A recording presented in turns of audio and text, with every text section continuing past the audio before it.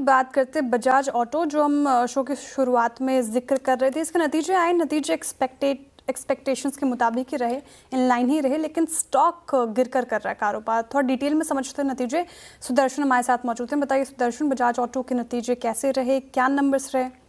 देखिए, two wheeler companies में दो ऐसे कंपनीज़ हैं, बजाज ऑटो और हीरो मोटो, जिनके एक्सपेक्टेशंस बेसिकली एस्टिमेट्स जो था वो म्यूटेड था। अब उसके अगेंस्ट में अगर जो आप कंपेयर करेंगे बजाज ऑटो के नंबर्स, तो अर्निंग्स ओवरऑल इन लाइन है। इसमें दो मेजर हाइलाइट्स है। पहला है रियलाइजेशन, जो कि बेसिकली आप जो बाइक्स बेचते हो उस पर आप कितना पर बाइक कमा रहे हो, तो वहाँ पे रियलाइजेशन जो एक्सपेक्टेशन था वो 1 to 2% इंक्रीज़ का था। यहाँ पे इनका इंक्रीज़ हुआ वो एक्सपेक्टेशन से ज़्यादा हुआ है। वाई देखेंगे तो 4% का इंक्रीज़ हुआ, अगर जो सिक्वेंशियल बेसिस पे देखेंगे तो 3% का इंक्रीज़ हुआ। लेकिन मार्जिन की बात, जहाँ पे एक्सपेक्टेशंस भी था कि मार्जिन 20% से नीचे ही आएगा, 19.7%, कंपनी ने डिलीवर किया 19.7%।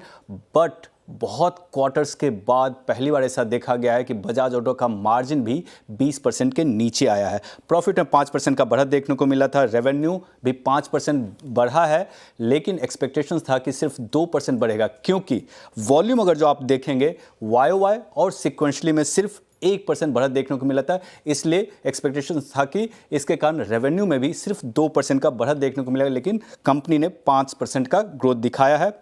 मार्जिन की बात किया, अब आगे कंपनी क्या बोल रही है, तो देखिए कंपनी का फोकस रहा 125 सीसी प्लस सेगमेंट पे। यहाँ पे कंपनी बोले कि इन्होंने मार्केट शेयर गेन किया है।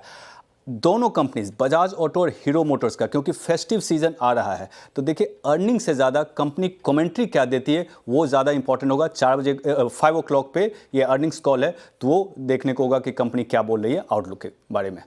ओके, आउटलुक के मोर्चे पर कंपनी क्या बयान देती है वो देखने वाली बात होगी। लेकिन बजाज ऑटो मार्जिन पे प्रेशर, नंबर ठीक ठाक। शुक्रिया सुदर्शन जानकारी के लिए। लेकिन स्टॉक देखिए आप गिरकर कारोबार करता हुआ नजर आएगा 8,192 के लेवल पर।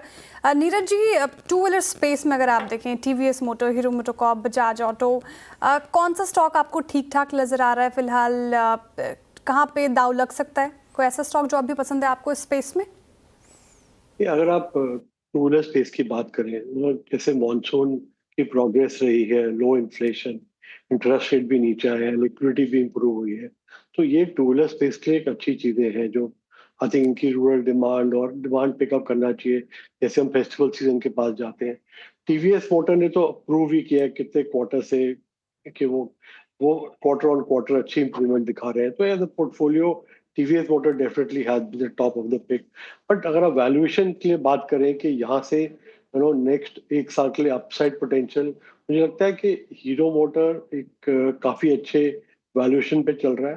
तो अगर मैं वैल्यूएशन वाइज देखूं तो वहां पे आई थिंक एक इम्प्रूवमेंट अच्छी मिल सकती है over the next 1 year because of purely as a valuation play. Bajaj Auto भी अपने लॉन्ग टर्म एवरेजेस से काफी नीचे चल रहा है। अगर टॉप लाइन ग्रोथ हाई है और आगे मार्जिन इंप्रूव होते हैं तो प्रॉफिटेबिलिटी में डबल इम्पैक्ट आएगा उसका। तो आगे चलते हुए I think two wheeler space अच्छा कर सकती है। और अगर किसी को शॉर्ट टर्म 1-1.5 साल के हिसाब से देखना है तो I think Hero Motor and Bajaj can also give a decent return. But as a portfolio stock अगर 4-5 साल 7 साल के हिसाब से देखें तो टीवीएस मोटर ने प्रूव किया अपने आप को। आई थिंक वो उनकी आउट परफॉर्मेंस चलती रहेगी। चलिए, ये बात हो गई बजाज ऑटो की। एक और